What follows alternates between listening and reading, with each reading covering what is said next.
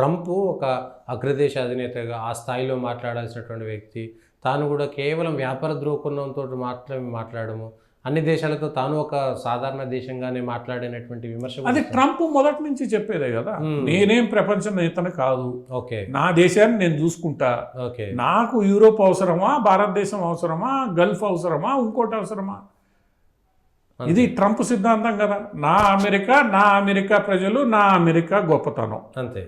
ప్రపంచం ఏమవుతోంది ట్రంప్ పెద్దగా పట్టించుకునే పరిస్థితుల్లో లేడు, పట్టించుకోనని కూడా స్పష్టం చేస్తున్నాడు అతను. అంతే. నువ్వు ఎక్కువ మాట్లాడితే నాకు వ్యాపార పరంగా ఏం బెనిఫిట్ వస్తుంది, అమెరికాకు వ్యాపార పరంగా ఏం బెనిఫిట్ వస్తుంది. ఇప్పుడు గాజా నాకు ఇచ్చేయండి, బిల్డింగ్లు కట్టిస్తా, బతకండి, డబ్బులు వస్తాయి, ఆ డబ్బుల్లో నాకు వాటా వస్తుంది. యుక్రెయిన్తో కూడా ఆయన పెట్టిన బేరం ఏంది, నీ మినరల్స్ అన్ని నీకు నేను $350 కోట్లు ఇచ్చా, నువ్వు ఇవన్నీ నాకు అప్పచెప్పు, నా మనుషులు వచ్చి పనిచేస్తారు. అంటే అమెరికా వాళ్ళ కంపెనీలు పనిచేస్తాయి, అదే నీకు గ్యారంటీ. ఎందుకంటే అమెరికా కంపెనీలు ఉన్న చోట రష్యా వచ్చి బాంబులు వేయదు, వేస్తే యుద్ధం వస్తుందని తెలుసు. అందువల్ల అదే గ్యారంటీ, నాకు బెనిఫిట్, నీకు బెనిఫిట్. నీకు కావాల్సింది సెక్యూరిటీ, నాకు కావాల్సింది డబ్బులు. నేను నీ మీద ఇన్వెస్ట్ చేస్తున్నప్పుడు నాకు వచ్చే రిటర్న్ ఏంటి? సో ట్రంప్ వ్యవహార శైలి ఇక్కడ అందరికీ తెలిసిందేగా, అంతకుముందు 4 ఏళ్ళు తెలుసు, ఇప్పుడు తెలుసు.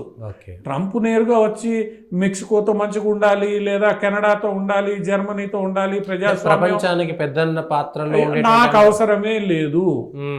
ట్రంప్ చాలా స్పష్టం. $100,000 నేను ఎందుకు ఖర్చు పెట్టాలి, ఎవరి కోసం ఖర్చు పెట్టాలి, నేను ఏమైనా పెద్దన్నా అని చెప్పుకోవడానికి $100 కోట్ల నా ప్రజలు ఇక్కడ చస్తూ ఉంటే, నా దగ్గర నిధులు లేకపోతే $100 కోట్ల ఎందుకు ఖర్చు పెట్టాలి నేను? సో ట్రంప్ వైఖరి చాలా స్పష్టం ఈ వ్యవహారంలో. యుఎస్ ఎయిడ్ ఆపేయడానికి కారణం ఏంది, ఏం అవసరం నాకు ప్రపంచాన్ని ఉద్ధరించడానికి?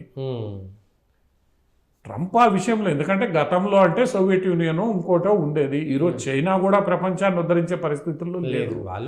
నేనెందుకు, ఎవరి అవసరాలకు వాళ్ళు ప్రవర్తిస్తున్నప్పుడు నా అవసరానికి నేను ఇచ్చేసుకుంటా, ఎవరి హద్దుల్లో వాళ్ళు ఉంటే ఎవరికి లేదు. ఇది ట్రంప్ వైఖరి మొట్టమొదటి నుంచి స్పష్టమే. ట్రంప్ ఏమి నేను అగ్రరాజ్యంగా ఉండాలి, నన్ను ఇది చేయాలి, నా దగ్గర నువ్వు నా జోలికి వస్తే నేను ఊరుకోను, నేను నీ జోలికి రాను.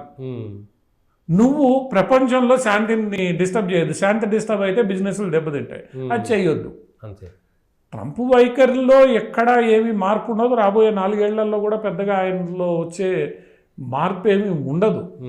ఎందుకంటే ట్రంప్కి మళ్ళీ ఎన్నిక కావాలన్నా అక్కడ రాజ్యాంగం అనుమతి చేయదు. అందువల్ల 4 ఏళ్లలో అమెరికాకి సంబంధించి అతను ఎంత చేయగలడో అంత చేసుకుంటాడు, ఒక మంచి పేరు తెచ్చుకుంటాడు. ట్రంప్ పదే చెప్తున్నాడు, నేను శాంతి నెలకొల్పానన్న పేరుంటే నాకు చాలు, నాకు అన్న అవసరం లేదు, ఇవన్నీ అవసరం లేదని. సో ఈ విషయాలను అంచనా వేయడంలో ట్రంప్ని అర్థం చేసుకున్న వాళ్ళు జాగ్రత్తగా బిహేవ్ చేస్తున్నారు. ఈయన అర్థం చేసుకోవడంలో ఎక్కడో లోపం జరిగింది. ఈ మొత్తం వ్యవహారం ఇప్పుడు అది ఎలా ముందుకు వెళ్తుంది తప్పనిసరి పరిస్థితి. అమెరికా నమ్ముకొని పిచ్చి వేషాలు వేసేటువంటి దేశాలన్నీ కూడా జాగ్రత్తగా ఉండడం మంచిది. ఒక అమెరికానే కాదు, ఇక్కడ అర్థం చేసుకోవాల్సింది ఏంటంటే, చైనాను నమ్ముకొని మేమేదో చేసేస్తామన్న పాకిస్తాన్ కావచ్చు, లేదా రష్యాను నమ్ముకొని సోవియట్ దీన్ని చూసుకొని మేమేదో చేసేస్తామన్న సిరియా లాంటి చోట్ల కావచ్చు, అందరికీ ఇది ఒక గుణపాఠం, హెచ్చరిక కూడా, భవిష్యత్తు గుణపాఠం. మీరు వీళ్ళని నమ్ముకొని ఇష్టానుసారం చేస్తే రేపు ఉన్నట్టుండి ట్రంప్ లాంటి వ్యక్తి వచ్చి పరిస్థితులు మారిస్తే రోడ్డు మీద నిలబడాల్సిన అవసరం వస్తుంది. మీ దేశ ప్రయోజనాలు మీరు చూసుకోండి, ఈ గొడవల్లో పడద్దు. భారతదేశం రష్యా యుక్రెయిన్ యుద్ధ సమయంలో తీసుకున్న నిర్ణయం ఏదైతే ఉందో అది ఈరోజు అందరికీ పనికొచ్చేది, ఆమోదయోగ్యమే. నేను రష్యాని తిట్టాను, అమెరికాని తిట్టాను, నా ప్రయోజనాలు నేను చూసుకుంటా, నాకు కావాల్సిన ఆయిల్ నేను తీసుకున్నా, నువ్వు ఆ విషయం మీరు తెలుసుకోండి. అంతే.